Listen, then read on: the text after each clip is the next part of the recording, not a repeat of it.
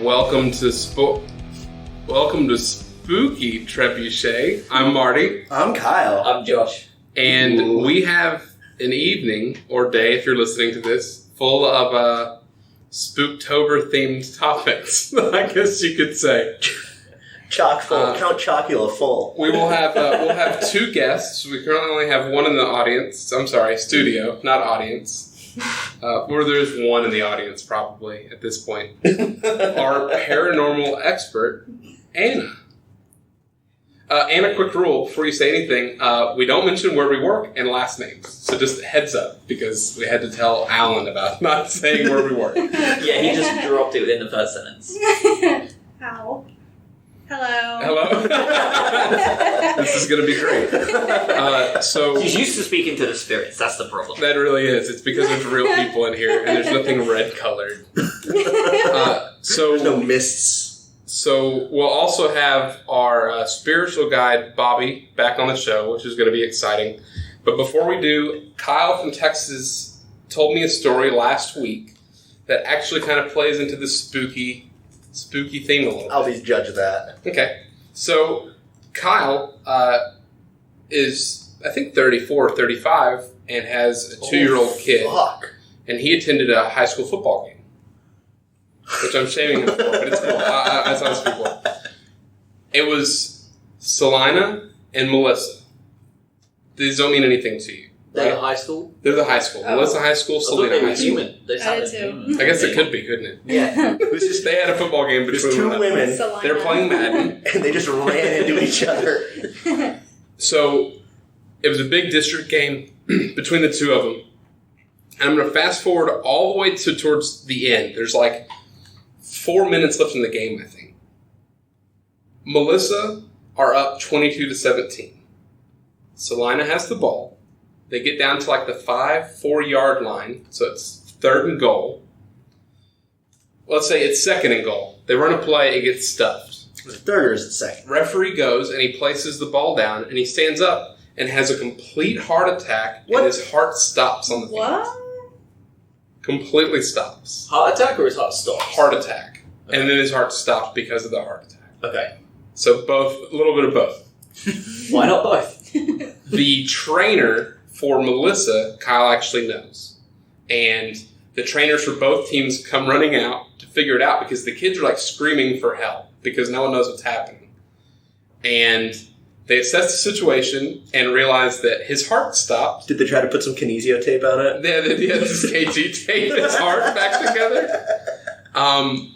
They had to do the shock paddle, I think, 2 or 3 times. Jesus. But referee lived. Took like 25, 30 minutes. They get the Of being dead? No. Of the whole situation, stopping the game down. I was going to So say the game stopped for 20 or 30 minutes. Okay. They get the ambulance, took them out. They have to resume play now. All these kids just who've watched a guy die and then get revived. And that's pretty much the story. Melissa ended up holding it at the goal line, so good for them. And they screwed up the downs. It wasn't only the referee's heart that they stopped, they also stopped the line of offense. And that was the story from Kyle from Texas. I thought it was insane. Well, I'm going to call that a hoax immediately. You don't think he actually had a heart attack? It's all a hoax. Okay. So It was just a mind game, the opposition.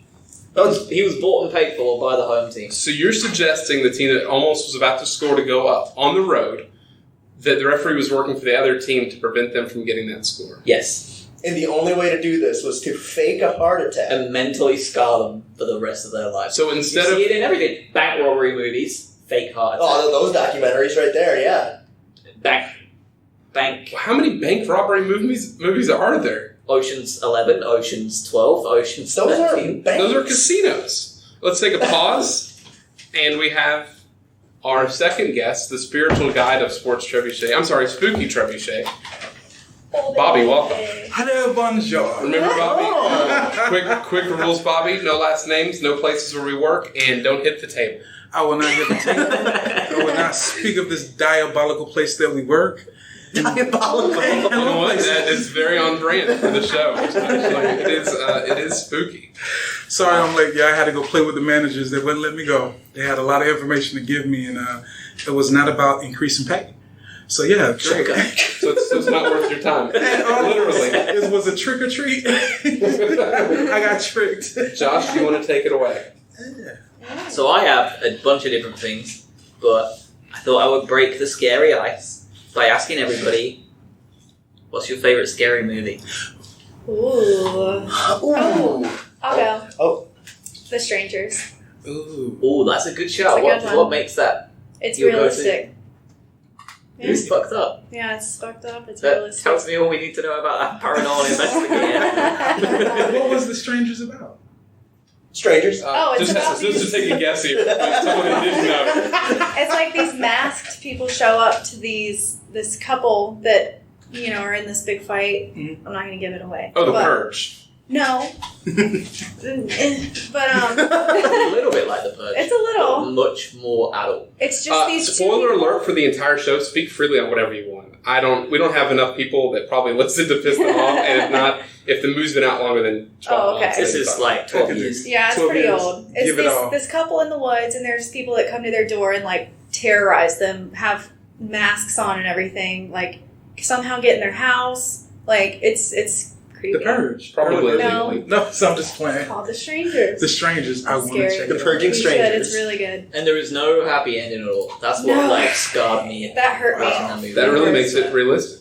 It is. Yes, if you're not going to watch it, then we'll just spoil It's it. got Liv Tyler in it. Probably not going to watch it. They actually just take the couple to some chairs and take turns stabbing them to death before leaving the house. Oh, my Sitting God. next to each other. It's really sad. Oh, And then two brutal. little kids Well, I mean, if you're find gonna them. go out, What? Two little paper boys find them. Go out taped to a thing. That is so savage. That is it's unfortunate.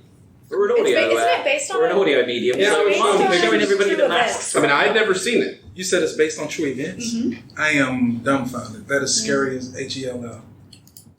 I think we can say hell here. This is kind of the content for this show. Thanks, today. sir. That is scary as hell. Thank you. Favorite scary movie? Very scary movie. I don't scare easily, but I do want to go back to what was it? Shaun of the Dead. Not Shaun of the Dead. That was the comedy. oh, that's my favorite. I love Dawn it, of the though. Dead? Dawn of the Dead. No, it was Shaun of the Dead. They changed the name, right? Sean was the great. comedy. Right, it was a comedy. But as far as horror movies, what was the one where a man, his hand got cut off? Saw. No, his hand got cut off and it started to attack him. Oh, Ash and the Scary Evil Dead. movie. Captain Hook. It was a comedy / horror film from the late 80s, early 90s. And part of the movie was where my man ended up going across a bridge. The bridge curled up on him, the house. He cut his hand off. His hand started trying to kill him. He had to put a saw on his hand and then fight the evil. Assault. Oh wait, is this Evil Dead? It was like Ash versus the something. Ash versus the Evil Dead. I believe Evil so. Dead. Yeah, Evil Dead. Right. One of the classics, I want to say Freddy. Nightmare on Elm Street Part 2, I think it was, or the one where it was the Dream Warriors. That movie, I had nightmares for at least 3 days after watching that movie. I swear, I was a child. Mine. So I'm not a big fan of horror movies, but I guess I could go the ones that had the biggest impact, maybe. That's and the it's, best. And it's probably a tie between the first Chucky movie and Arachnophobia, because to this day I'm still scared of both dolls and spiders. It's entirely fair. The Chucky scared me so much that I had a teddy bear named Whitey because he was colored white. We were really poor with naming things. Really like descriptive. podcasts. And after I saw it, and I must have stumbled upon it on accident because my mom wouldn't have let me watch it for sure because I was really young, and I had her take Whitey away. I woke up from a nightmare that it wasn't related to that at all. And I opened up my nightstand drawer and realized that she had stored Whitey there, scared the living fuck out of me. Like, yelled, screamed, not cool. He probably thought it came back in the room. Now Whitey sleeps with my 2.5-year-old daughter. Get out of here. Yeah, I've had him for like 20... Do you mean mug him every time? No, I have to sing Nighty Night to him because Remy makes it. That's a Yeah. It's a hit. It's a banger. The song is... Do you have like PTSD while you're doing it? Like No, I'm cool with it now. it's dolls that open their eyes now that freak me out. Like when you tilt them down and they close them and then pull them back up. We don't need to have those available. Yeah, those are bad. Agreed. Yeah. Nobody wants those. Nobody should want those. Kyle. I don't watch a lot of horror movies either, but I don't mind them. I think they're fun. You know, sometimes. Right. Depends. I don't scare super easily, but The Ring, the original Ring. Ring fucked me up. I thought that was really, really good. I was a real big fan of that one. Yeah, You see it in good choice, theaters? By chance? Did everyone scream when she came through the TV? Because the whole theater lit up with screams when it happened to mine, and it made it even scarier. Because it was just like the high girl pitch of like just ripping it, and I was Like just the like, fiend was coming in? yeah, exactly. That is It was crazy. the imagery and that was fucked up. Yeah. Like the lady with the fly on her and the horse jumping off the cliff stuff was No, it was jumping off the boat. The ferry. churned into the Yeah. The hair in general, because I hated like dirty Ew. drains too. So pulling like, it. I was thinking about it every time I unclog the drain. Sarah's hair. Sorry, Sarah. Maybe you know, if I have kids, we'll name a daughter Samara. You know. Maybe. Gotta be Was Samara the girl's name? Yes. Just Oh, you got problems. I love it. I'll get a lot of problems. I love it. I love it. I have a ton of problems. Josh, what's your favorite scary movie? I have two. One that fucked me up as a kid and one that fucked me up as an adult. So, the one as a kid was The Shining.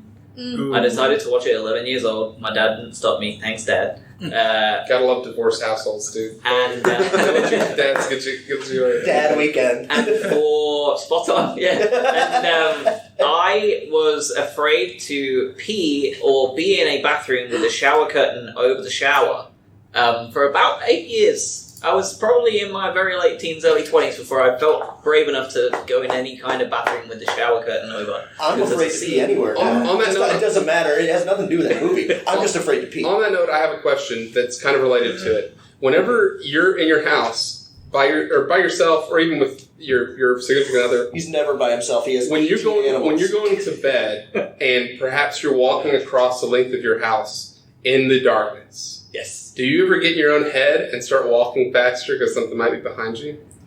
Because that shit happens to me when I go upstairs. Me I get like 3 stairs up, and I'm like, and I start like fucking. I go in like Usain Bolt hands, like going up the stairs. It's definitely a stairs thing. Because since moving into this house where I don't have stairs, it's just all one floor, I don't have it. I can just wander around, no problem. But at home, when I was living in a house with stairs, yes.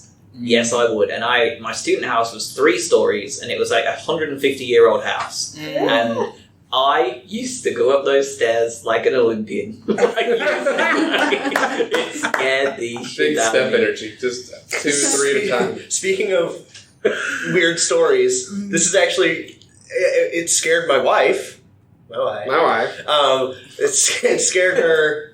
This was about a year ago. We were watching House on Haunted Hill,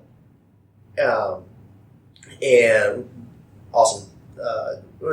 Yeah, that's the one that was On Netflix, yep, Yeah. fucked me up, gave me nightmares. Wonderful series, great. But she gets scared quite easily.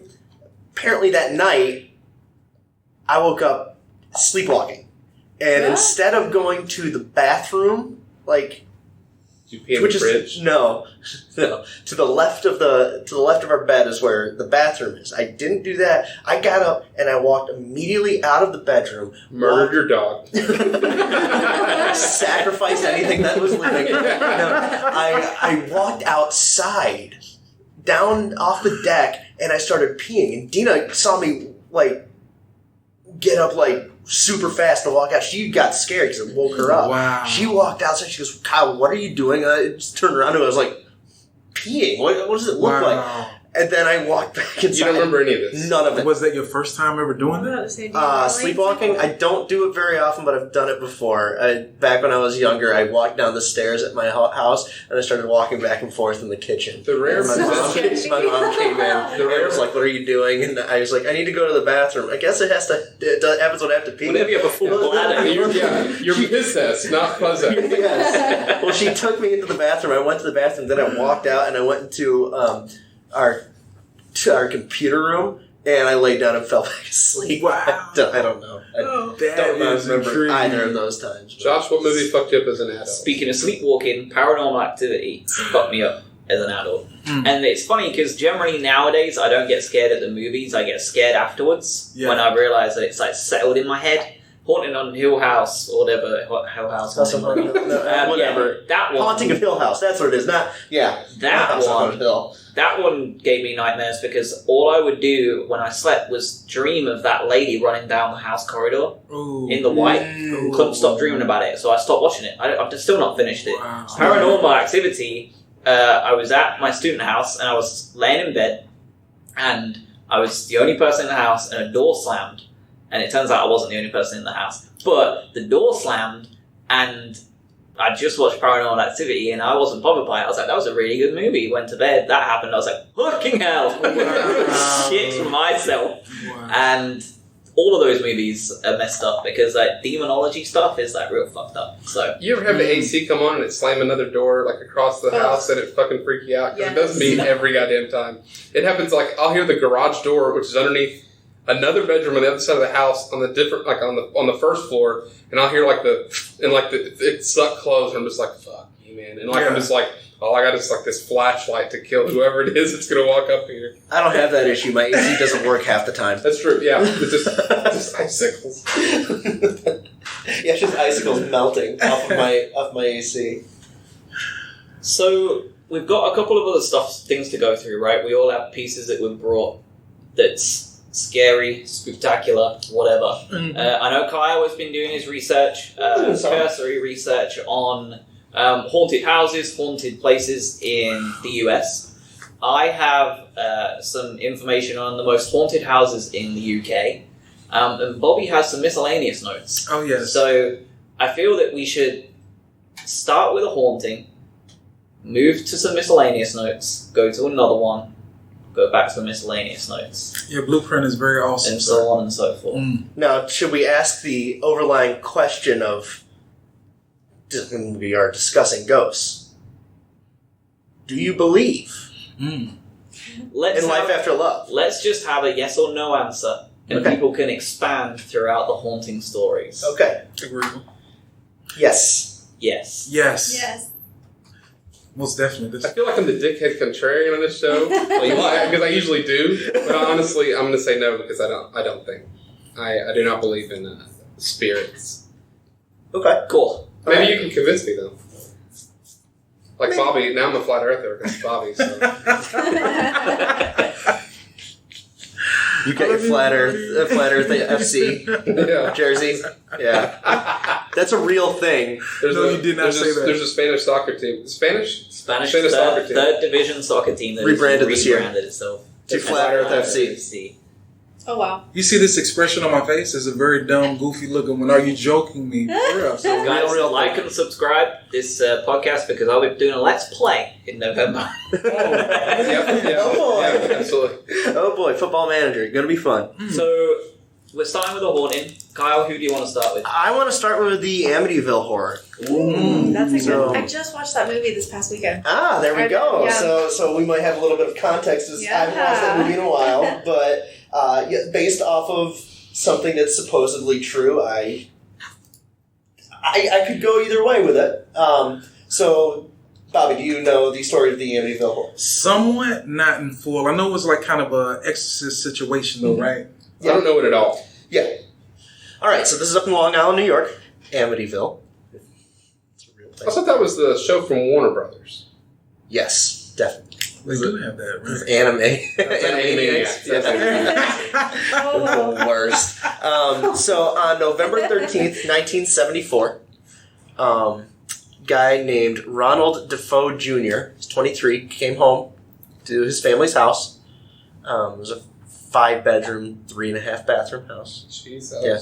Well, What there a was Ronald, dude. 4 other kids and 2 parents in that house. So big family. He came home and with a .35 Marlin rifle, murdered all 4 of his siblings and his parents. Right. He has claimed that since then that he has heard voices, that he heard voices that told him to do this. Well, about a year later, the Lutz family moved in, only paid $80,000 to buy this house because of the murders. Right. They only lasted 28 days in the house before they moved because they started to hear voices. There's a list of things I found that they say happened there. The stepfather, George Lutz, had a history of dabbling in the occult. Oh, there we go. Ouija boards, probably. Yeah. Well, he moved in because of the haunt. Well, they moved in because it was cheap, too. And Lutz was said to wake up at 3:15 every morning, which was around the time that Ron DeFeo carried out his murders. A minute earlier than Steve Austin. Yep. Just a minute. He would have whipped your ass at 3:16. Yes. Yeah. The Lutz family claimed to smell strange odors, see green slime oozing out of the walls and keyholes, and experience like Ghostbusters. It sounds like that place you stayed in Amsterdam, Josh. That had more to do with the Budapest. Wow. Yes. When a priest came to bless the house, he allegedly heard a voice scream, "Get out!" He told the Lutzes to never sleep in a particular room in the house.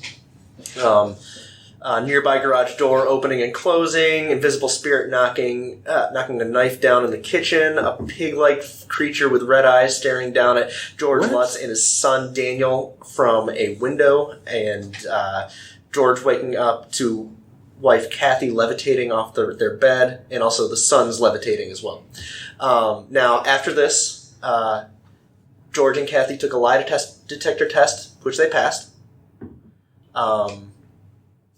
The couple were bogged down in legal and financial issues, which prompted skeptics to believe they had motive to create a fantastical story to sell to the public. Former lawyer William Weber, who fell out with them over money issues, came out in 1979 claiming the three of them came up with the horror story over many bottles of wine. Get out of here. Son Daniel Lutz, who lives a quiet life in Queens as a stonemason, claims the house ruined his life and that he continues to have nightmares to this day. Murderer Ron DeFeo, who's still alive and serving 6 25-year life sentences at a New York correctional facility, claimed he heard voices urging him to kill his family, but he has changed his story multiple times. So, that's why I can go both ways with this. It's a kind of a question I want to pose to everybody. Do we believe that they heard these voices and it caused them to leave? Do you believe that Ron DeFeo was kind of possessed? It also kind of goes into do you believe in the demonology aspect of this? I believe in the demonology aspect of it. The first residents of the house, the guy who shot his family, that by itself deserves a lot more observation, magnifying glass. Per what he stated was his reasons, and per what the rest of us on the outside who say he's lying, that contrast is very big. He say he heard voices. Even when you say that you saw a pig, red eyes staring out at you and your son, well, the pig represents, of course, Jesus cast the demons out into the pig as it then jumped into the waters. So that was very funny when I heard that. The first thing I did was smile like, wow. So it's kind of crazy because he murdered his fam and said it was because of these things. And it's like the son of Sam, remember, he said it was voices that made him do what he did. So it's like at one point, we cannot utilize, we can't scrub it out. We can't be dismissive. We're always dismissive of things that we think are lies or we think that is conspiracy theories and etc. Can't be dismissive because he might have. The question is, what was it actually, if that's the case? Was it malevolent? Or was it just his own psyche, telling him to do something that was already deeply embedded in him? Sure. You feel me? Have you ever known anybody that's schizophrenic? Yes, I used to be a counselor in the military for 4 years, so I know quite a few people that are schizophrenic. I had a cousin that was in the military and broke in the military. Okay, so you understand. That's when he started, yeah. Okay. So I would team up with Marty on this on Team Bogus. I did a bunch of looking at that a couple of months ago when I was listening to a podcast about the Amityville horror. And it seems pretty convincing that everything the Lutzes experienced was absolute rubbish. What can't be talked about is the original murder, whether that's true or not. But it does, to be boring, even though I really do believe all this stuff, it does just sound a lot like mental illness in the 70s, 60s. The second situation in the house, or the first? The first one, where he was hearing voices in his head telling him to murder his family. Yes. Like, we have serial killers that have the exact same interview with people saying the exact same thing, and they are now. Yeah. Now it's the condition. I don't know if it was whatever else. like acknowledged like a condition before. Schizophrenia was. It's an illness before it was believed to be like the spiritual, whatever it might be. Yeah. I feel you. I mean, it is the most famous So what if U.S. haunting by far, though, like the Amityville Horror. Yeah. Well, this is true. What if within the diagnosis of schizophrenia, we label it this because of the lack of understanding of what it may be, So we set these categories. We call it schizophrenia if it hit these particular checkbox, but we don't know how validate the checkbox, some of them, because some of them are more abstract. You say you hear voices, so how do we determine whether or not this person is actually hearing voices or hearing his inner voice? What is it that's being said? We don't have a measurement. We don't have anything to go by to say that this is the case and that it's not, so we label schizophrenia those who hear voices. And do you think someone could be possessed by multiple voices and that could lead to schizophrenia? Well, I was thinking, what if someone got possessed by the thoughts that are in their head, not by voices? Because I was thinking, what if they had heard, they might have moved into this They drove place, themselves insane. and they almost. were let's say I move into a house and they're like, oh, people died here. My initial thought is going to be, oh my gosh, what was that noise? Right. Oh my gosh, was that a door closing or was that Are you just the air actively conditioner? looking for this? Are you looking Yeah. for a house to move into? No, Or- I'm just saying, The like you imagination said, the is a air powerful conditioning thing. thing, Very. the air conditioner comes on and the door slams. Your paranormal activity story. Right. Yeah. Mm. And if you just jump to it being paranormal and not realistic, Yeah, and the imagination is a beast. Yeah. So, And I definitely fall on that side of it with this one, Mhm. but it's sad. I though, do 'cause want it think to be true. that I really The movie was great. I do think though that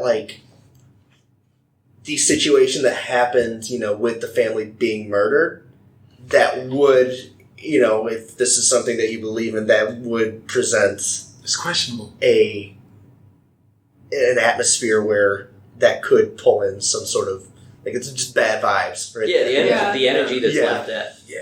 and that's what happens in a lot of these houses Mhm. that have murders like that. They tend to then have people move in, and whether there's documented theories of people moving into a house where there's a murder took place, never know there's a murder took place, and murder again. And then Ooh. 20 years later, Wow. someone else moves in with no knowledge of any murders in the past and murders again. Wow. There is something to be said for energies of some sort. Right. Then why aren't hospitals more haunted? Because it's not trauma by a killing of treacherous fashion. Whereas there's a murder in that house in the hospital, you die because of natural causes, or you was hit by a car, you come to the hospital to get treatment. So it's not the same malevolent, negative energy of trauma that Gotcha. I'm stabbing. So if I get stabbed multiple times but I don't die until I get to the hospital, But the event took the event place. and the energy, the residue of that action. If you believe in such a residue. Right, yeah. That residue, though, is being left on that house. Yes, you would think so. And when you think about the fact that there is also, if you really want to go deep into this, That's what we're here for. if you think of the hospitals as a beacon of white light focused on cleansing those energies, then surely they would be the least likely to be haunted because it is full of good. I could dig that. Well, that brings up when you see paranormal shows, they go to close down hospitals. Haunted Yes. hospitals too, Yeah. that's abandoned ones. But yeah. you have nurses there who have murdered 20 people by giving them injections of this. That's usually the Yeah. tag on those hospitals. It'd be something with a nurse or a doctor. Experimentation and stuff. Exactly. They done did that, so you have the spirit still there. Trying to get, Lobotomies. yes. Yeah. What the AGL? What the hell are y'all doing? So why don't we see more ghosts just hitchhiking on 77? Because people die on 77 all the time. It is not easy for something from a different frequency to manifest itself into a three-dimensional realm that we exist in. So you need an extreme.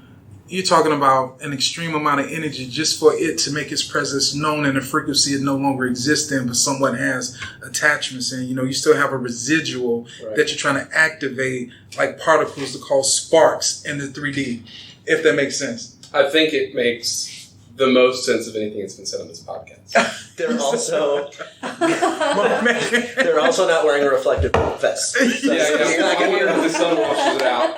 Because I mean, like to his 3D point, right? Like if you're in an enclosed area, like a house or a hospital, or whatever. like a little pool area. An enclosed pool area specifically. Yes. I guess it stands to reason that it'd be easier to inhabit that versus just getting washed Like away. inhabited outside. by a wolverine. Yeah, exactly. Yeah. So I'm If you're gonna gonna hunt the deer that are getting railed by the 418-wheelers that are flying. I'm gonna take the bull by the horns here, and every topic we jump Peter's gonna be to, after you. I'm gonna give you about 3 minutes Okay. to get through it, and we'll move to the next one because we have a lot of stuff. Ooh. So let's just hit them all up. 3-hour podcast. I love it. I love it. So Bobby, Life's you have gonna be miscellaneous bad. stuff. Yes, I do have some I'm gonna miscellaneous. interrupt you when I'm done. Mhm. Right now. He's gonna The next one, interrupt so- you. Right now. Have I? All right. So the one thing that I wanted to do was bring a little information about Halloween and where it started. So Halloween was originally known as, well, first it comes from the Celtics over more than 2,000 years ago. Like Kemba. Huh? Like Kemba Walker. Or like maybe Larry Bird. No. So we're going to go back. Y'all so stupid, the Celtics.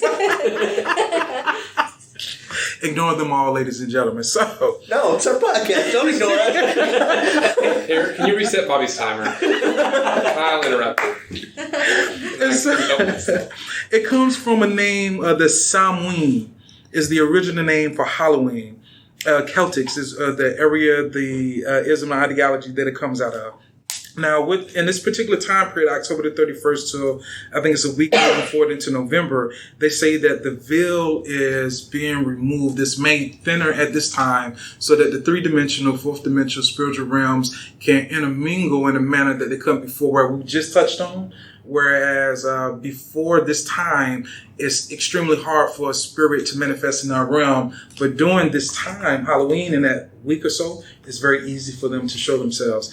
And again, it comes from Samhain, which I thought was very interesting. Now, with this being said, as we know, during this time period, we have an extreme influx of witchcraft. The thing about Halloween, a lot of people don't know because we're associated with a negative energy and we're associated with witches and warlocks, is that it's also a time for people who believe in intuition, believe in spirits, to also give thanks and praises and to petition the spirits of ancestors and etc. to, one, acknowledge them, let them know that you have been acknowledged by the living, and to petition them for assistance and guidance along your own life path. So that's what I thought was a lot interesting. I tried to look up more about this thinning of the veil because with Samhain back in the days, it wasn't fun and games. It wasn't trick or treats. They did child sacrifices. They did a lot of things that we would call dark magic during this time period. Anna, why are you rubbing your hands together when he said child sacrifice? Oh, stop. So, they did a lot of this, man, and it was very interesting because during this time period of Halloween in the ancient days, on the 31st, they say when the veil becomes thinner, it's what that means is that the frequency or that particular barrier between the soulful or the spiritual existence and what we see each other three-dimensional becomes a piece of paper to where it takes less effort for those same spirits to make themselves known or to be to feel the breeze of that person behind you.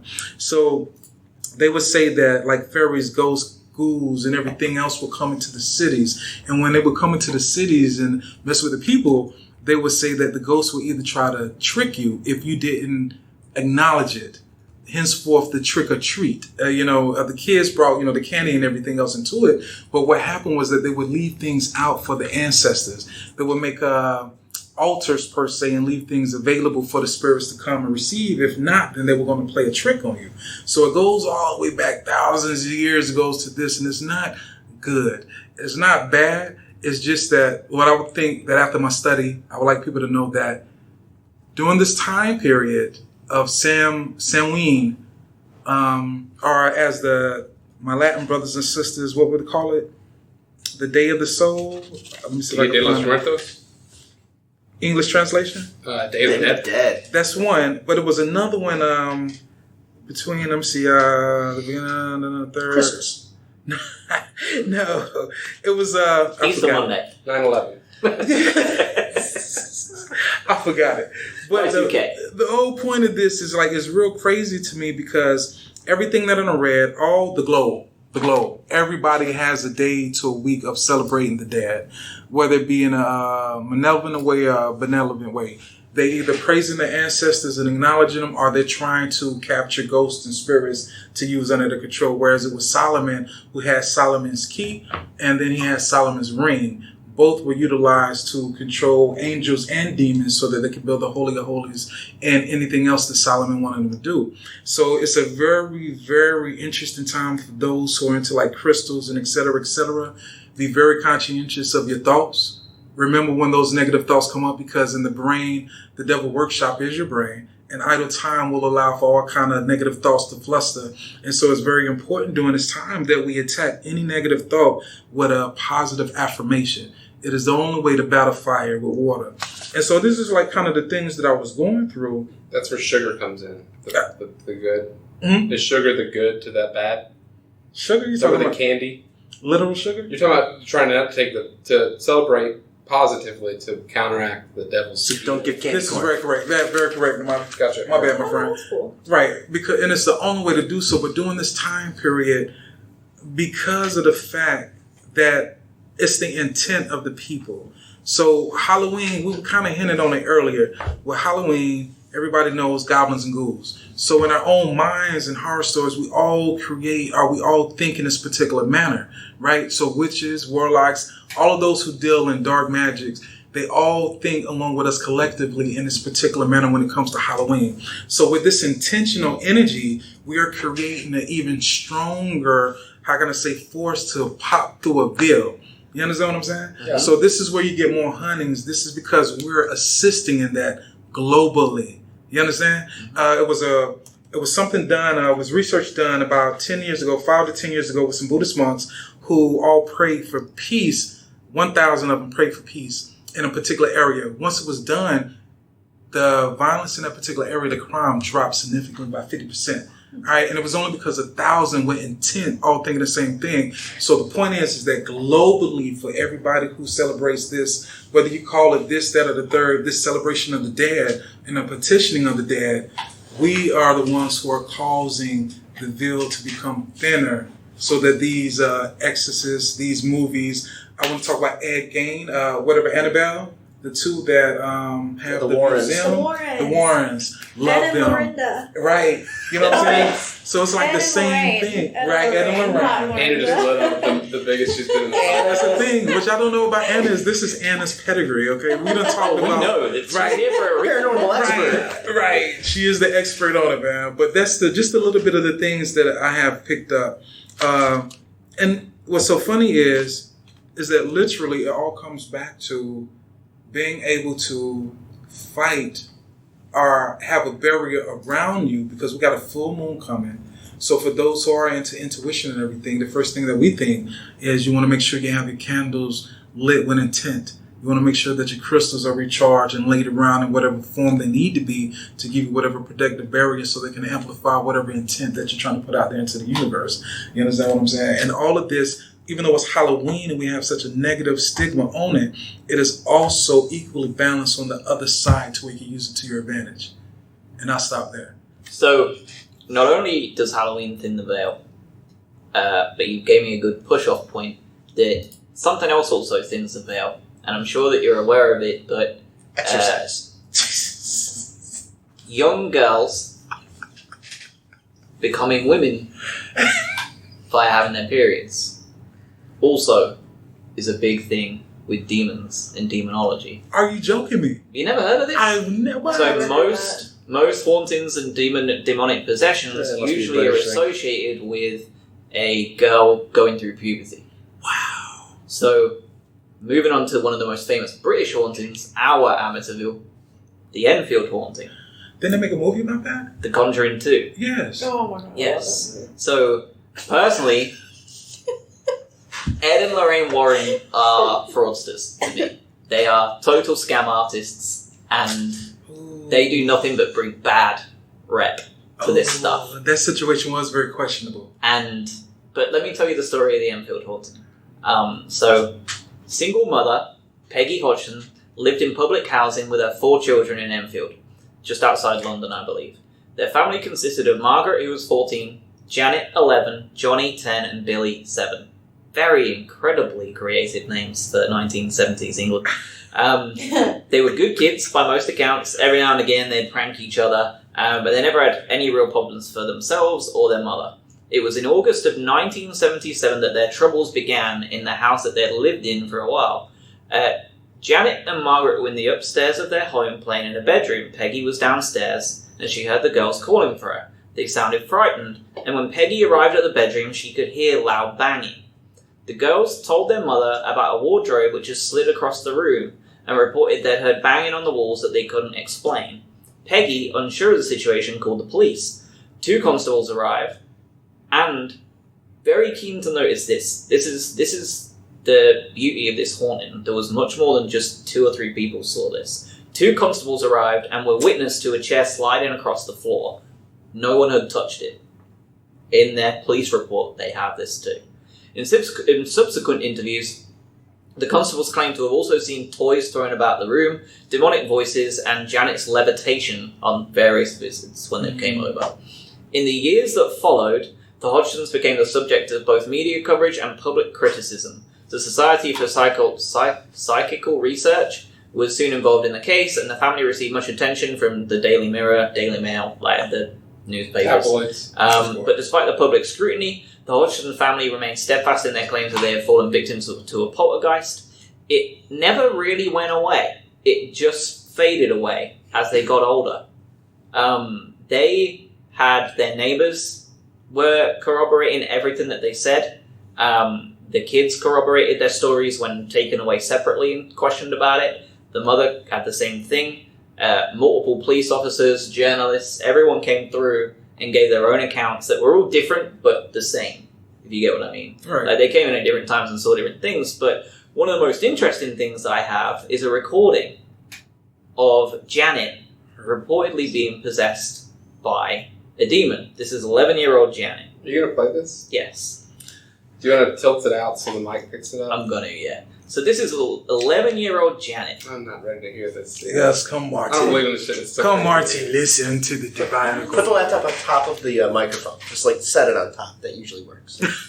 So, Balance. one quick thing. Oh, it's In England, the sofa, the couch, can also be called the settee.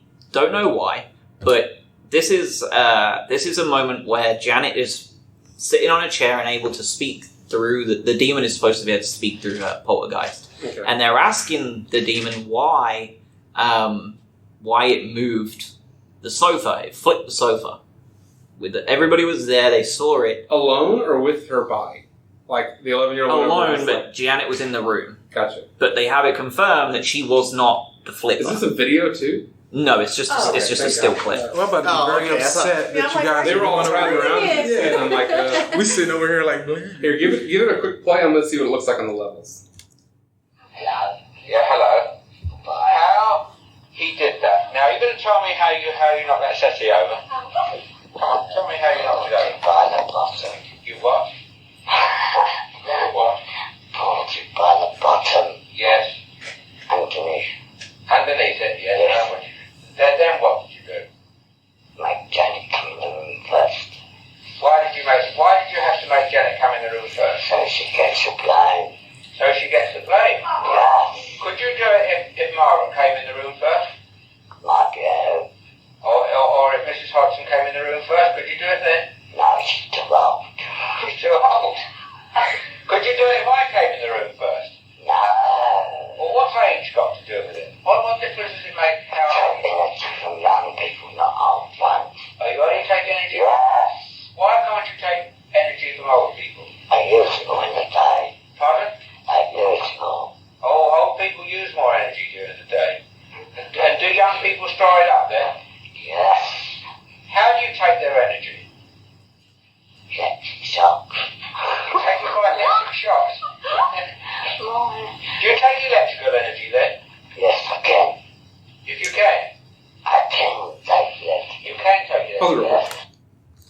It's an 11-year-old girl? That is an 11-year-old girl. They recorded sessions that went up to 3 to 4 hours long. And when she came back, there was zero. They had doctors check her throat for vocal cord damage, strain, anything. Yeah. Why'd they let her smoke so many cigarettes? Yes, sir. She does sound like the manager of like Crystal Palace or something. Her voice when she's recording normally just sounds like a normal little girl. Like, high-pitched normal little girl. So, either she is a hell of a voice thrower, or that something is fucked up. Something is fucked up. And they didn't get, like, just 10 minutes of this stuff. They had hours upon hours of this stuff. Some of it would just be noises. There's a couple of clips on here of them asking him to say the name of the person in the room, and it would just bark at them, like an actual dog thrower. Really fucked up. I thought it was interesting that it said it doesn't, with the old, because of the electricity, but with the young, the buildup of electricity, that by itself threw a few flags. Not red flags, but good flags. I think that was separate, though. She said they could take it from electricity, but they take it from youth or olds. They said they can't do olds, they only do the youth. And they said, can you take it from electricity as well, right? No, he said, so how do you take it? How do you take your energy? Like, how do you take it from the kids? Right. And they said electric shocks. Because Gotcha. we actually produce electricity, period. We are literally batteries. The matrix goes right.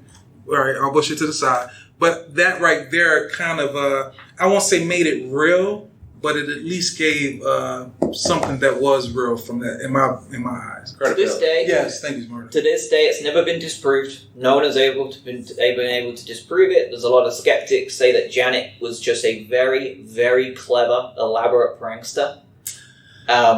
They said that a lot of it was just her playing tricks on the whole family. Cops saw him outside, saw her jumping on the bed, and then they, from that point, said that it was all fugazi, which was bullshit. You know? There was 1 or 2 incidents where they were playing pranks upstairs. Mm-hmm. But at the same time as those pranks taking place, there was also other phenomena happening at the same time as them supposedly playing pranks. So there's a lot of stuff that's unexplained.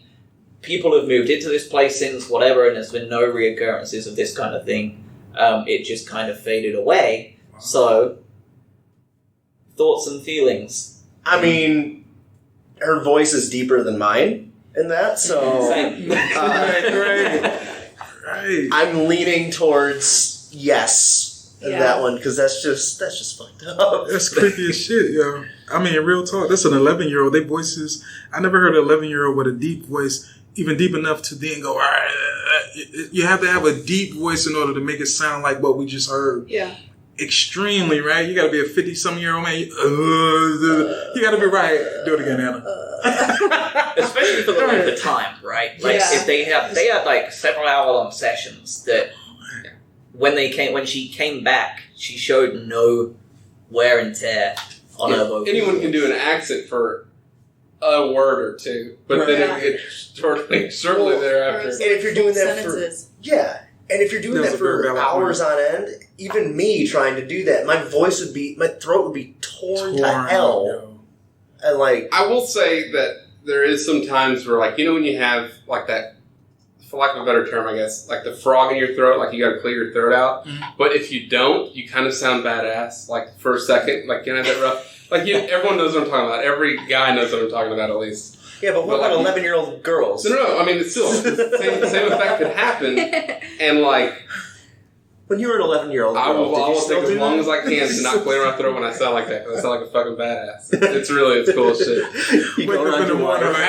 She was able to train her voice Not to at do that. 11. Because there's no strain on the vocal cords, it's just you're talking normal. So the sad thing is we'll never know, right?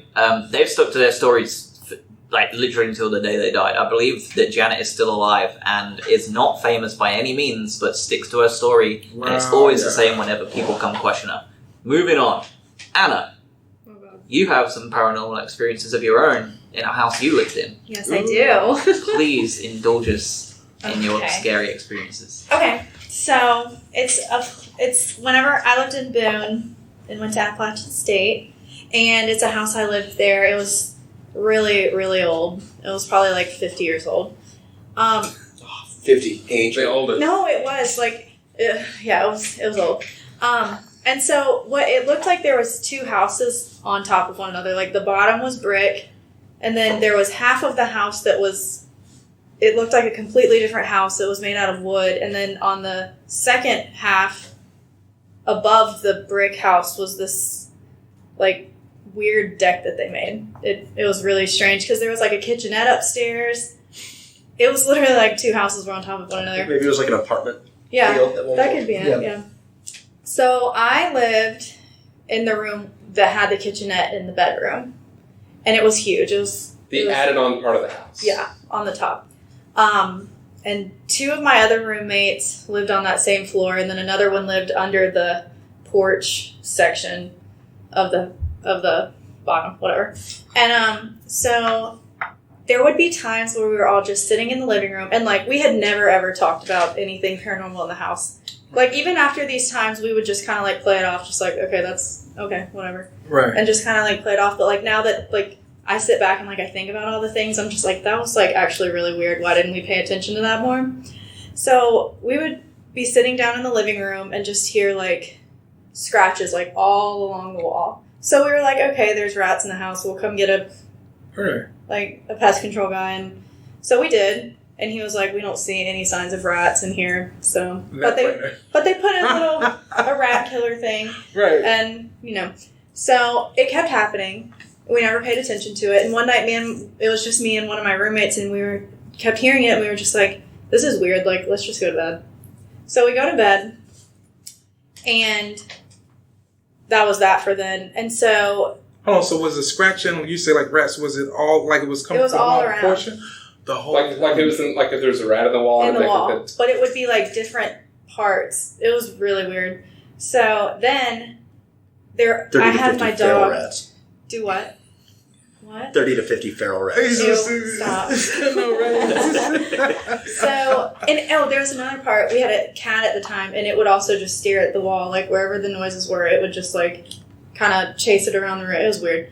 Anyways, so there was another in my room. My room was like completely creepy to me. I had in the kitchenette area there. I would go to sleep. And the next morning I would wake up and the cabinets in there would just be open. Oh, okay. And so, but I would just play it off and be like, there's just a loose hinge, whatever. Go shut them, it's fine. But it would happen. And like, my boyfriend at the time, we would be sitting in there and they would like, one of them would just open. And then we'd go put it back. And then that'd be that. And it wouldn't happen again. But I think the creepiest thing that happened to me was I was asleep one night and my dog was obviously sleeping with me, and all of a sudden she just like wakes up and starts growling at the corner of my room, barking, like standing on top of me, like as if she's protecting me, but like just cueing in on the corner of my room. And so I like get my flashlight and I was like, what the fuck? Like, and so I'm like peeking to see if someone's outside, like seeing if there's something she's barking at. And I look over and there's like I had this lamp hanging in my room and it was just like swinging back and forth. No. And it was really creepy. I'm getting like goosebumps right now. Yeah. I know. It was scary. And then there was one other thing. This wasn't me. It was one of my roommates. None of us were there the weekend that she was there. And she said in the middle of the night, she woke up and she said that it was literally as if someone had a camera standing over her and the flash just went off and it like woke her up. What? Yeah, and so we were like, well, maybe the power just went out, and she was like, no. Like, I slept with the lights on the rest of the night. myself and all inside the house. We don't stay there after that. Yeah, we don't stay there after that. And so after that happened, we were all just like, okay, we've all had really weird experiences. Like, something's weird here. Were y'all communicating with each other with these experiences? No. So it was just kind of like later on, you're like, yeah, that was weird. Yeah. You know what happened to me as well, and etc. And so then we were just like, okay, maybe something was haunted. I don't know. But it was really strange. Wow, the dog. That part is significant because, in my particular field of thought, growing up, we learned that animals have most definitely a 6th and 7th sense. Their perception is way beyond ours because we're just in bondage to our flesh. We know that birds can see in the magnetic field. We know dolphins have sonars, et cetera, et cetera. So they say if you ever want to know if there's a traumatic event coming to the land, watch the animals of the land. Cows, chickens, dogs. They'll let you know if there's an earthquake coming. I say all of that just to come back to what you said. Cows, chickens, dogs. No, cows. It did almost sound like cows. If I get real weird and start like trying to scratch my neck with my foot. He starts biting his nails and his like starts If I start barking at that corner, you know shit's going down, okay? It might be time to send me to a sanitarium. I'm most definitely about to get money off of you. We sending you straight there, sir. Yeah. I need to be monitored at that point. But real business, y'all, it's that's the part that stuck out the most to make me think, okay, something was going on. Yeah. Because when your dogs do have a sixth sense. When you said your dog stood over you in the guard protection position, barking that darkness that you didn't see anything in, then yeah, I believe something was there. Yeah. Is that all you have now? Mm-hmm. And she doesn't do that. Like, she sleeps through the night every night. If there's someone walking outside, she doesn't bark at them. Like, she doesn't. She doesn't. That was the first, like, one of her first aggressive acts. Oh, that is crazy. She doesn't have like an issue with just corners of rooms. No. So I'll ask the room before going to mine, but like I didn't expect to tangent this. But if we go quick, does anybody else have any personal supernatural experiences they want to go through? Because I have one, only one. I have one. I have one. It's kind of, but it was more of a feel thing. Okay. So McKinney, I mean, that's as real as anything. Yeah, I guess. So McKinney, Texas, business partner of my dad decided to buy the old McKinney prison. And it was a prison that had been standing, I think, since like the 1820s. It had been around for a while. They had Bonnie and Clyde there at one point, and they broke out. It was also the last legal hanging in Texas for execution. And when he bought it, he wanted to convert it to a bar and grill. Normal thing to do. It was the prison bar and grill. It's 3 stories. Inventive name. Yeah, really, he's really creative. Texas. He filed for bankruptcy a few years later because he was not a good businessman. But my dad was a contractor, so he helped build out the prison to turn into a restaurant. So they had the big I can't remember the name of it, but it's like the solitary confinement cell, or it's like the huge steel door. That room was like this long holding room, kind of. They turned that into the bar and stuff like that. But Sugar Shack. anyways, they had to take down the plank from the top where they did the hanging when they first bought it. That was creepy. But then they kept all the original jail cells. So it was like this old weird like crisscross steel that they had for the cells, and they were opening up the doors a little bit wider. You'd have booth seating in there. But there's a lot of late nights where he'd be working, and we just hung out, like in the jail. And me and my brother would play like hide and seek, and it'd be like on 3 stories going through an old prison. It was incredibly unsettling. But I don't know if it's because I knew it was a prison, and like you're touching the bars for someone that's definitely dead anyways, maybe dead because of that place or not. That's probably the closest thing I've had to anything like that. Well, the prevailing theory, too, is that, like, if it's a place that's being renovated, it tends being turned up on its head. It tends to stir up shit. Ooh, that's true. Yeah, you mess with the There energies. you go. So, that's very possible. It's creepy. It's still there's a library now, I think. Are there any weird Can we things tear it down and make something that else? you've heard of about it now? No, I didn't look more. It didn't really interest me, so I never looked really into it. Oh. And tearing it down also, I think that's considered, and if you build something on top of it. Fucking ghosts and spirits and rooms and shit. I'm a bit of a stand for The only that. nightmares I had was that business plan for the prison bar and grill. It's like the worst thought out idea. Yeah, I mean, but why? A bar and bars. There you go. Right. I do have one. It's the situation around it is a bummer. Do you want to hear it still? It is Halloween show. Okay. No, it's. I don't find it to be scary. Okay. This is a good example of not all experiences are fearful. Yes. Yeah. So I know these two know this. You guys probably don't. When I was 19, my mom died in a car accident. Rest in peace. Yes. That was many years ago at this point, but it still hangs. But that year, after the accident, like a couple months later, I woke up from, it was like 2, 3 in the morning. I woke up in my bed, and I saw my mom standing at the end of my bed. Didn't freak out or anything like that. It was really calming to me, and I fell back asleep. What? Yep. What? Oh my god. I would have made a pool in my bed and haul ass. Was it a comforting feeling? Was it a very loving? Wow. Incredibly comforting. Was it like any type of message given, or was it like no? She was just her? Wow. And I firmly believe that's what it could have been a dream at that point, but I firmly believe that I woke up, saw her, fell back asleep. The mind cannot tell the difference between what it sees when the eyes are open and closed. I knew Kyle at this time, and I remember distinctly you mentioning that, like, because I think I asked you something along the lines, like, what was going through your head or whatever, or what kind of vibe, whatever it might have been, and you said specifically that you took it to mean that she was there to let you know everything was going to be okay. Mm-hmm. That is beautiful. Yeah. I think I'm remembering that right. Yeah. I feel kind of touched in a different way right now. Thank you for sharing that, my friend. You're very welcome. Yes. That's sweet. I don't have horrors. I don't have any. My dreams are more horror, questionable horror than my reality, if that makes sense.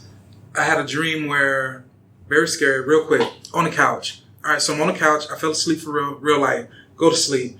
All of a sudden, a dream, I hope. My couch is like this, wall, front door, fireplace, TV, right? So I'm sitting on my couch. I'm asleep. I wake up. There's something moving on my wall. Don't know what the fuck this is, but it's moving. And I see it. I get up. I go to it. It's black liquid moving very slow, like if you were watching the ocean waves do this. So I'm looking at this, and I'm like, what the fuck is going on? The hole is about this. So maybe about 3 by 3. And I'm standing there, and I'm looking like, again, what the fuck is this? But I blink, and I have a chain in my hand, and now I'm pulling something out of the hole. But I get to a certain point to where it stops and I cannot pull it no more. As if what I'm bringing forward to the hole is bigger than the hole itself. And yet this black liquid is just slowly doing this. It's just moving like it was undisturbed in the wind blowing the wave. And so all of a sudden, I blank out and I'm back on the couch. I don't know what the fuck happened. I don't know what the fuck went on, but it was something I was trying to pull out of... I don't know. I need interpretation. And I have asked for interpretations on this dream before, but I never got one, I want to say, that was satisfying to me. You know what I mean? It seemed like it was the answer. That's the only experience that I have that is remotely... That's weird. Very much more weird, I guess, than scary. Yeah. Thanks for listening. Cool, though. Yes, man. Thanks. So I have one, and it's the only... I wish I had loads, but I only have one because I just love the shit that I want it too much. This one still real to me, damn it. This was more my dad than me, but I was in the same place for a lot of time. So my mum and dad got divorced in 2000. I was 10, and he moved out and he moved into an apartment, really shitty apartment. He moved in, and it was old as fuck, super old, like 150, 200 years old, like really old place. And it's England. Everything's like really. I was going to say everything is old though. Okay. So, the doors are. It's that old that the doors are like 3 inches thick, like the old school fire door stuff that like keeps everything shut. So wow. We're in this house, and we go see him every weekend, and we noticed weird shit happening. Me and my sister, we would have scratching at the door, at the front door. And he shared the top floor with another guy, a really old dude with a dog. Well, we thought it was the dog initially, and we didn't want to dare go out there in case we got like bit by the bastard. So we didn't like look at anything. We just left it, and we were like, "Dad, it's really annoying that dog scratched at your door." And he's like, "I know. It does it every morning too, and in the night." And I was like, "What kind of hours does this guy keep?" And he was like, "I don't know. He's a dick. Like he didn't like this guy at all." So. So one day we're walking in, and this guy is walking out. First time we've ever seen him, and his dog is like the most overweight piece of shit dog you've ever seen in the world, like and old as hell, right? So me and Ash, my sister, we were like, next time that scratching happens, we're gonna open the door and like see what's going on. Open the door. When it starts scratching, nothing there. Stop scratching. Nothing happened. Bobby's having. At that point, the scratching stopped. We didn't hear it again for the rest of the weekend. Good stuff. So we came. There was a couple of other incidences though that were much more intense than that. We came home one night and went into the. I went into the bathroom for a week, and it was always very cold in the bathroom. Always. Doesn't matter whether it was 85 degrees outside or freezing. It was freezing fucking cold in that bathroom. Wow. Always. Shrinkage. And there's no central air gosh. in that. There is no house, central right? air. No, we just have radiators. So like you just have like the heating on there, and we would have that on, and it wouldn't make a blind bit of difference in that bathroom. Everything else heated up, but the bathroom was cold as shit. Well, it barely had a window as well. And bear in mind, this is a really old house, so we just assumed it was just like a dead spot in the house where like there was no real circulation. It was just For lack of a better word, right? As it were. It is a dead spot. So we walked in. I walked in for a piss, and my dad's shaving foam had just exploded. Wow. And this wasn't like it had exploded like right in front of the mirror, right? Like, and it had just like gone upwards. It was everywhere. It was on the floor. It was in the shower. It was outside of the shower. It was up the mirror. It was on the other side. It was like someone had came in, got it like graffiti, and just sprayed it all over the room. It's like Kyle if he doesn't like rub one out after a week. You said Yes. That's how you explained it to me. Yes. Yeah. Did you hit the table again, Bob? I don't know. So that was weird as shit. But my dad was like, it's probably just the air pressure change, like, don't worry about it. Bear in mind, we're like 13 and like 8 at the time, so my dad is all about the don't scare the shit out of the kids because they'll go home and tell mum and she'll be real angry. And then we'll know what that means. Yes. I want him back. So we also had a moment that we came in from walking the dog, and we went in and, you know, like a dryer rack, we didn't have a dishwasher, so like you put the dishes on the drying rack. Right. And my dad, honest to God, truly suspected the landlord of coming in and fucking around with it sometimes. Because he said he would come home and it wasn't the first time the shaving foam had done it. And he said, like, he was sure that the landlord was fucking with him and, like, he wanted to move out. So we walked in one day, and this was when he changed and he never told us the story again. We walked in from the dog walk, and we had 6 plates all in the dryer rack. And every single one of them had shattered in place. They hadn't been thrown around.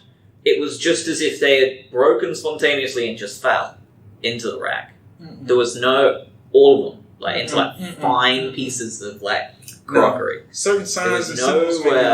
was no like, I don't even know how you could do it as a human, like practicing, like to just crack, like just smash every single one to smithereens, like wreck them. He moved out like 3 or 4 months after that.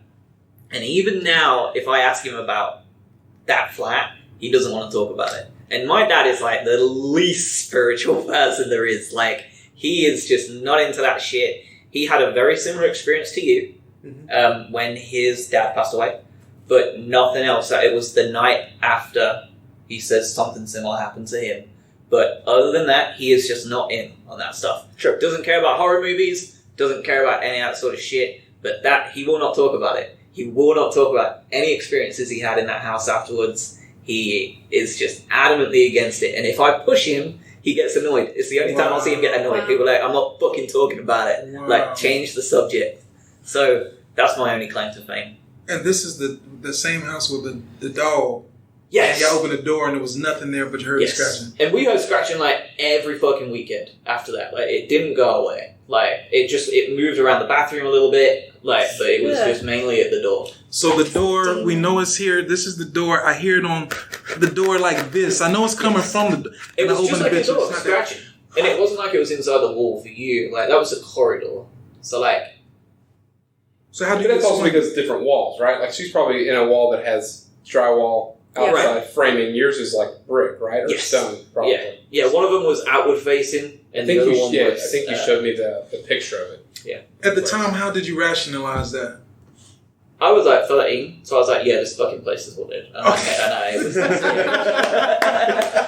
put it this way, I was that convinced that I wouldn't even look around to look at the windows because I felt like I would see someone waiting for us.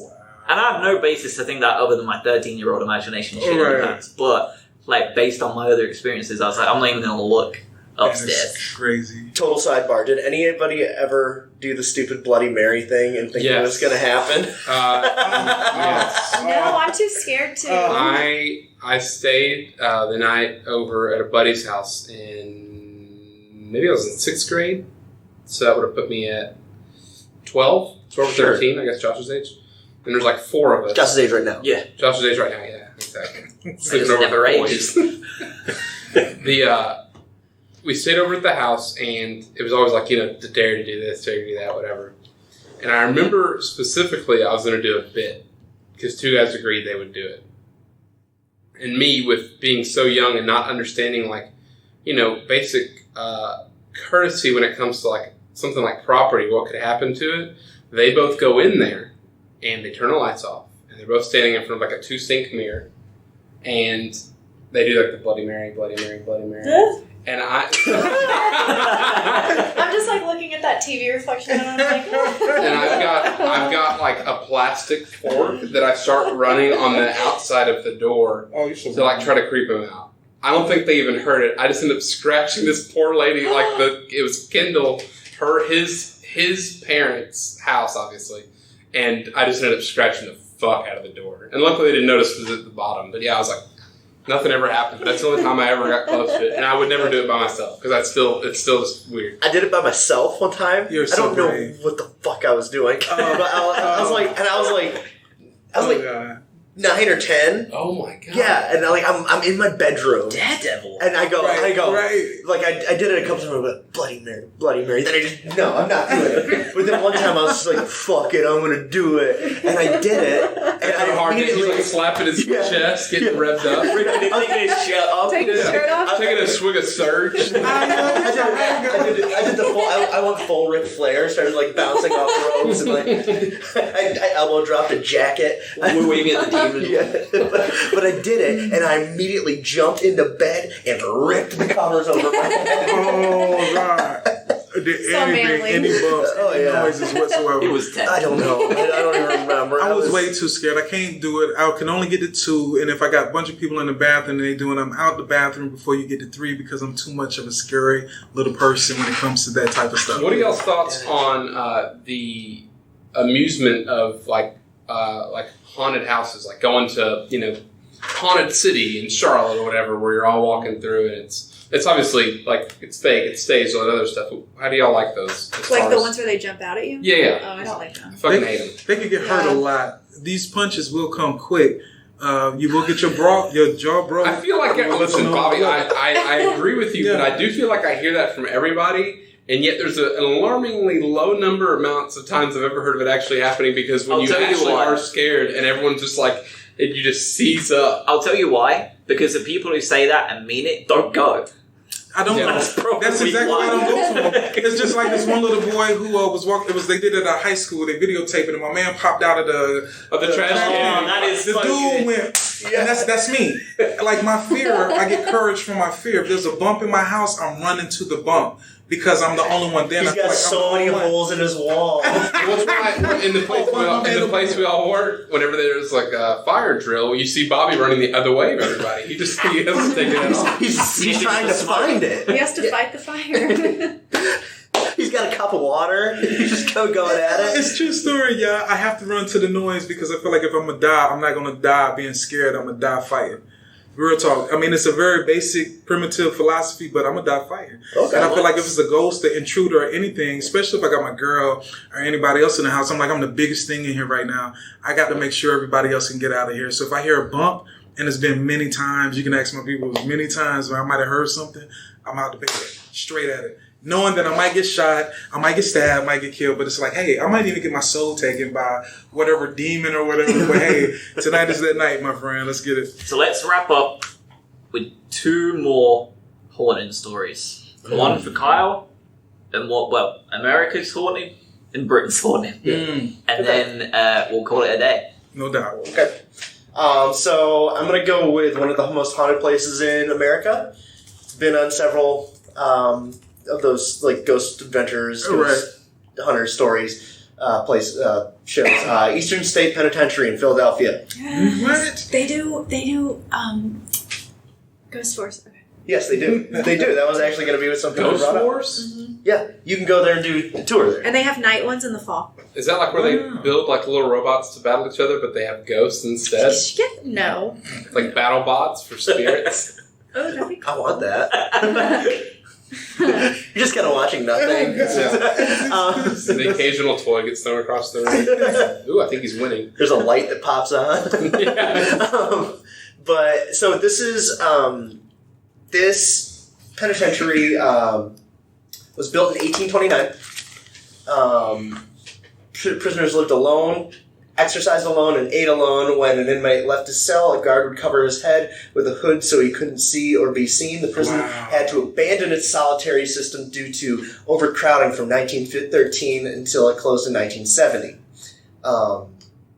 Although the forms of punishment did not get any less severe, chaining an inmate's tongue to his wrist is one example. What? Ow. Yeah. Ow. How do you even do that? What? Not nicely. Oh, right. It's right. Like a dog with allergies. So, reported paranormal activity here, disembodied laughter, shadowy figures, and pacing footsteps. So the kind of... This is another one of those places, just bad vibes and that kind of stuff you think would be residual and maybe intelligent hauntings at that point. This is also where Al Capone was incarcerated after he got after he got busted for what is tax evasion. Yeah. So they actually have his cell there, and you can go in there. Was it a maximum security prison? Or was it like, since Al Capone went there is the only reason I'm asking, or was it kind of like a... It looked pretty maximum security, but I mean, it was very... I feel like it's like downtown Philadelphia, so it's right there. Right. It looks like yes. That is interesting. There's a lot of places that had the county jails and stuff in their downtown areas. It looks like a castle. Wow. It's like all stone. It's huge. And this, I know this isn't an audio medium, a visual medium, but that's kind of what it looks like now. It's Eastern State Penitentiary. Yeah. Shawshank Redemption. Yeah, that's what kind of remind me of. Yeah, that building looks old as hell. That is crazy. Well, it closed in 1970, and now it's just used as like a museum and tour area. Wow. But yeah, I find that to be an extremely interesting one.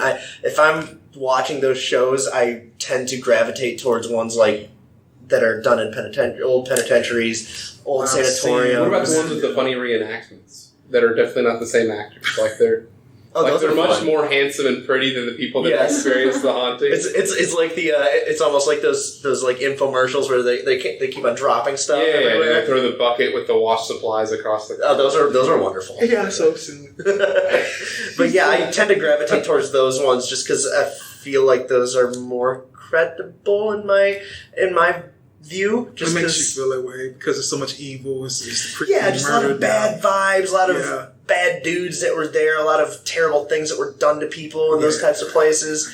That I feel like if there's ever going to be something like that, that's a place that it's going to take place. Fact. That is scary. Anna has seen stuff on Eastern State Penitentiary. Yeah. How do you enjoy it? Would you like to share with the class or the audience? No.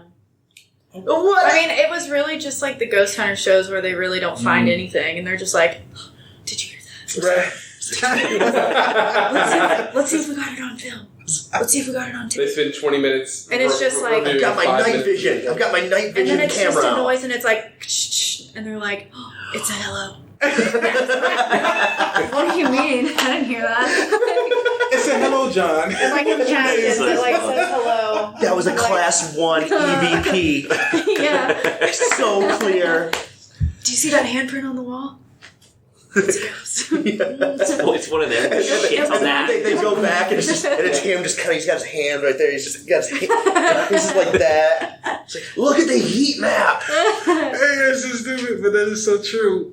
I think like maybe only 10% of them shows, maybe 10% of everything that has been shown on all of those shows equate to some sort of realness that's questionable. Oh, yeah. You might want to look at. Do you think the haunting in a place like that is from people that were guilty or innocent of their crimes? Both. More. More? Because I would think innocent because of unsettled business, if that's what you subscribe to. Sure. Versus guilty, they did what they wanted to do. They were just paying the time. And they have that anger and aggression for being caught and then penalized by people that they feel like are beneath them. Right. So now I got my anger and my aggression. I didn't know. The thing is, when we die, we have to let go. It's called detachment. The Buddhist Eastern philosophies tell us about it all the time. Detach yourself, because when the time comes, you don't want to be holding on to what's here, because here is not where you're going to be anymore. But when you got somebody that's in a state, whereas you're murdering me because I murdered 10 people. Oh, you bitches don't know shit. We got so many examples of this, but when that energy is ceased in this 3-dimension, I don't think that it ever leaves, because its intent is so diabolical. It's going to stick around and do what it has to do, because that's what it did in life, so that's what it's going to do in death. And if it's holding on, it's not going to be allowed to pass forward. Now, I know that particular type of conversation is something way over here. Hopefully we can talk about it later, but that's my... Yeah, you'll be back on the pod. No doubt. So let's finish it off with the last one and final thoughts, I suppose. The Ancient Ram Inn. Now, if that doesn't sound fucking haunted as shit... And I've seen Ghost Adventure stuff on that too. Have you? Yes. So, give you a bit... I'm not going to go too deep into it because we're way over time. Yes. Yeah, I got to educate So, you. the Ancient Ram Inn was built in the 1000s. Ancient Ram? Like a ram. Like a... Oh, like Robert Woods. I thought you were saying like... So, it was built a very long time ago. We're talking like 1000, 1100. It was initially owned by St. Mary's Church. They used the building to house slaves that worked to build a nearby church. It was rumoured to be joined to the inn by an underground tunnel, right? There is also an awful lot of conjecture saying that this was also built on a pagan burial ground 5,000 years prior and was connected to Stonehenge. Wow. So, entering the building from the back entrance leads into the Ancient Ram's Inn's oldest structures. This part of the inn was built sometime in the 1200s and even contains medieval windows still there. Following past this room into the former bar area reveals a large hole in the concrete flooring made into a makeshift grave marker. It was here that the skeletal remains of what are possibly human sacrifices were uncovered. The rest of the floor is also thought to contain many more graves, yet the decision to not disturb them was made due to the other shit going on. The floor? Yes. Dead bodies all under the floor. Okay, I'm listening. Yeah. Dark shadow figures are common in this area, as well as disembodied sounds. The ghost of a woman murdered by highwaymen is rumoured to haunt this area as well. Once you ascend the first set of stairs... Highwaymen like an 80s band? No, close. Ascending the first set of stairs within the inn brings one to the first floor. The first bedroom on this floor has earned itself quite a reputation and the name of the Witch's Room. Sometime in the 1500s, the woman was looking for refuge, apparently stayed in this room. She was caught in this room and burned at the stake for being a witch. This older woman is now thought to haunt the room, giving birth to its name of the Witch's Room. Though she dislikes the term witch, she has manifested herself to many and commonly appears in front of the window of the inn to passers-by on the street, even those who don't even know anything about it. They report seeing this girl. Her spirit is joined in this room by that of a black cat and a couple of children who are rumoured to have been murdered there. During several investigations, including one that took place after the death of the man that we're going to jump to real quick, and before it got bought out to now be... It's actually an attraction. You can go tour it, same as the penitentiary. There is a particular room in the Witch's Room. The Bishop's Room is the next one. Wow. And the Bishop's Room is what we'll get to. Whenever anybody takes the temperature in there, including... when it was abandoned, numerous times it reads at 66.6 degrees. So now we know that the temp of the beast. So now we know that the spirits work on Fahrenheit. Oh, he's so stupid. That's what Brock Lesnar had his whole house set to. But it's interesting nonetheless because it still happened. Like now you could say they rig it, right? Because it's an attraction. But prior to that, they were just buying the house, or like looking around the house, or looking at the house. Somebody lived there. The dude who lived there before that, he started renting out rooms for people to stay in. There's also an attic which is supposed to be incredibly haunted, but the Bishop's Room is the one that's supposed to be the most infested, and he slept in that room. And this dude is a weird looking dude too. He is a weird looking dude. But the first time he moved in, he was reported being like pushed around, things thrown at him, all sorts of shit. Yes, It's a lot of energy there too. And he he insists that there was a succubus and an incubus that raped him numerous times in that room, and generally just fucked around with him, like, a lot. It's worth noting that he chose to stay in that room, so I'm not the bachelor life. I'm not entirely sure how much we can call it a rape when he chose to stay, Right. knowing exactly what was happening. Well, he was wearing really short shorts. He slept naked. He was asking for it. But God. It was weird though that the incubus used to always go to the guy and say, "Pardon me while I burn." Yeah. I'm sorry. it was Burst into flames. it was incredibly haunted. It still is. They have it as if there's also a barn there, where there is supposed to be a 7-foot spirit that stalks you in the barn. There's a man that was hung there that also is supposed to talk to you Slender and ghost. guide you around. He has a particular fondness, Anna, for blonde ladies. He's known to Close enough. he's known to grope them, so be careful. And overall, it is also the creepiest looking fucking house That out of ghost has all the recently ones I been Me looked Too. into. He's a victim of the Me Too I wanna movement see. lately. So this is the house. They also have a TripAdvisor where people review this thing, and like every single review is people saying like, "I didn't see anything, but this is fucked up the way you felt it in the prison," or "I outright felt some weird shit going on." Are they doing daytime? I already wrote it They do daytime and nighttime. Yeah. Daytime, nighttime. And that's it. That's all I got. But my final question for you is, if you sit on the side of fake, why do people make these up? And why do we also create such similar stories as a species across the world prior to any time of the internet where you could communicate easily, or even phones? Why do we all create such similar experiences if it is fake? Before we it's not. Why is it such a group thing? If it's real, for the real people in the room, why do we think we do not have conclusive evidence yet of such a thing? Do you want me to lead off first, I guess, since I'm the only know? Yes. So, part of me thinks the old story about calculus being developed on the complete opposite side of the globe by two different people, because math is an absolute, right? Or considered an absolute. So I guess you could say maybe this is an absolute because everybody's experiencing it. I think it probably is to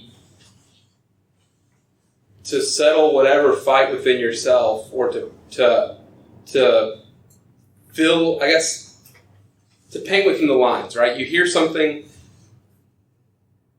thus there must be something that caused that noise. And if nothing's there, then what could have caused that noise? And I think it snowballs there. And I think that's where, like, a lot of it comes in, because as we found out, like, brain chemistry, now we know brain chemistry is incredibly subject to its surroundings. Subjective art form. Yeah, it's a subjective brain form. So, like, you sleep every night, it sorts everything out, which is why you have weird-ass dreams. And it doesn't make sense to some of those dreams, most of those dreams, but it assigns the ones that stick with you for whatever reason other than they're different. I think that's the same thing with that, because you wouldn't forget. And, like, I don't think, like in Kyle's example, that he didn't see what he saw. He saw what he saw, but it could also have been what his brain was telling him he needed to hear too. Or the dog thing's weird. I don't have anything against that. I don't have anything other than It do be like that sometimes. it do be like that sometimes. It don't be like that. I was late, but I get You know, I don't know. I think there's a lot of weird stuff that, like Kyle talked about in a previous conversation we had, where when you have recordings of hauntings that people use, and it just sounds like muffled noise, but then when they put that text at the bottom of the screen, you're like, oh, you know what? They did say, please get out, or whatever it is. Right. I think that's the human way to deal with the unexplained. Yeah. The same way that it's not far from the, like, UFO thing, or the not being able to explain something. You're trying to fight it with reason, and if that becomes reasonable for you, then you make that jump. Kyle. So why do I think that we don't have conclusive evidence? Yes. Okay. I think that there has been some evidence that has been pretty conclusive to me, but I think that there's also that other side of the coin where people are looking at something and not wanting it to be conclusive, where they're bringing in rationale, trying to find any way that they can debunk it to just to say it's not real. So when you have so many opposing views to it, might make it conclusive at that point. But to me, there's certain things that I've seen that make me say, yeah, that is that's real. Yeah. As far as why do I think that, that kind of explains the whole why we all have the same stories going, because it seems like it's all similar and people are having shared experiences around the world. Yeah. Before we were able to communicate through electronic. I don't know. I feel like Kyle's losing steam. It's dark outside. I'm so tired. I'm so tired. But that's a very valid point that you just made. Before we were able to communicate globally, we didn't know that we were having these similar experiences globally. That was a very valid, very important point, because now that we have been able to communicate, we know that this is a shared experience. It's a group. Mass hypnosis, probably not. Fourth dimensional being cannot be seen in the three-dimensional place as it is seen in its fourth dimensional home, because when it comes into existence in the 3 dimension, you're only able to see the part of it that reacts to the 3 dimension, because it is something totally different. So if it was a gigantic circle as it came phasing into the 3 dimension, you might see it manifest as a bottle of water, because in this 3 dimension, that's how this 3 dimension interprets this fourth dimensional wave. So again, when we dismiss things, it's unfortunate, because a lot of these things, the sounds, the dog at the door, and you open the door and there's nothing there.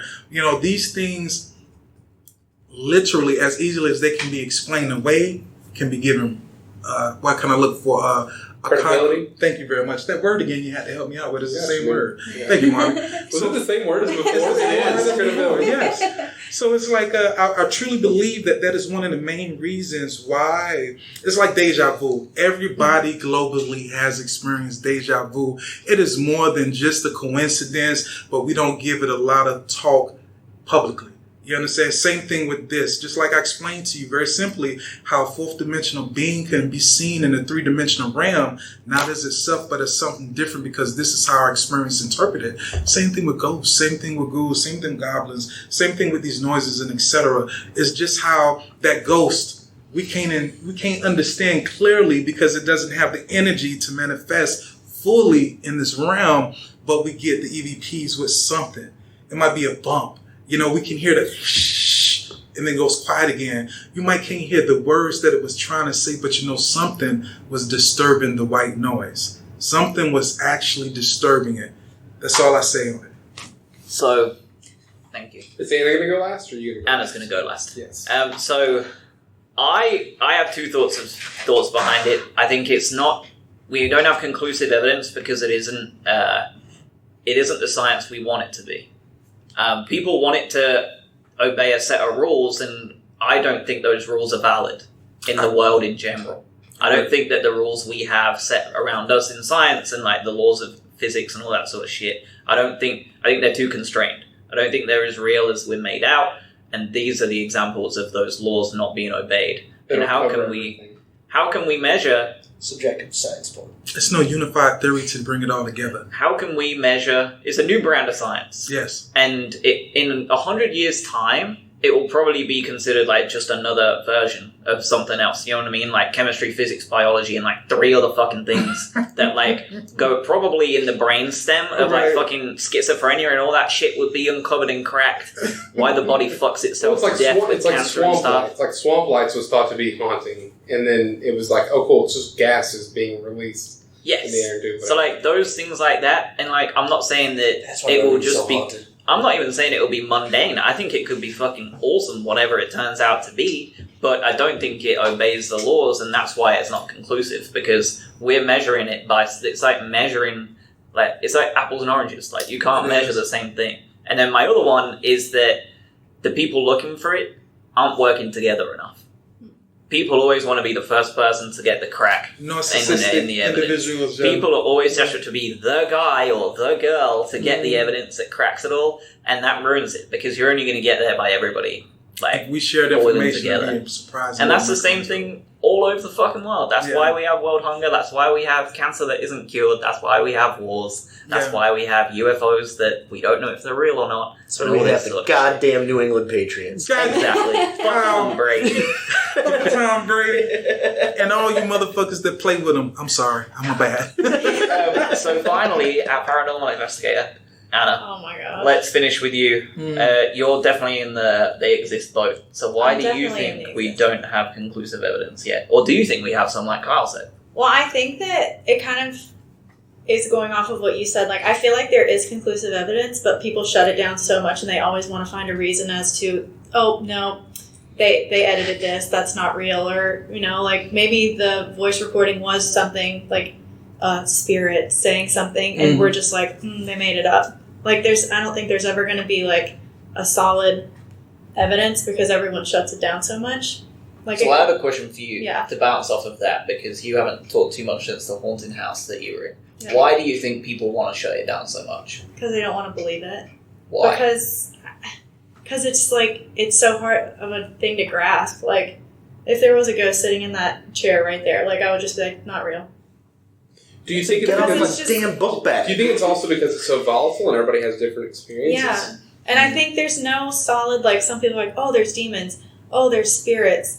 Oh, there's incubus. Oh, I heard something. You know, like, it's never like there's never a solid answer. Right. It's Hooba's thing. You know, we're humans. There's no, like, this is what a ghost looks like. You know? Like, it's all ideas. Like all the theories on what aliens look like. Like gravity. Or even like Jesus being white with long hair. Like, right. You know? Right. Right. Good example. It's very sad. It's nothing any of us have ever seen or had proof for. So now I'm curious. It's like, I'm sorry, I know we're at the end of the show because they just opened up. We want to end with you anyway, so. Okay, great, because they just opened up a whole can of fucking worms. Like it's. Let's do like a spoonful. I'm glad you said it. Let me give you like a boogeyman mouthful. A boogeyman mouthful. This shit is very crazy. It is too many people on this planet who legitimately had experiences that we cannot explain, and it's just the same amount of those who have bullshitted it, and we done figured it out it was bullshit.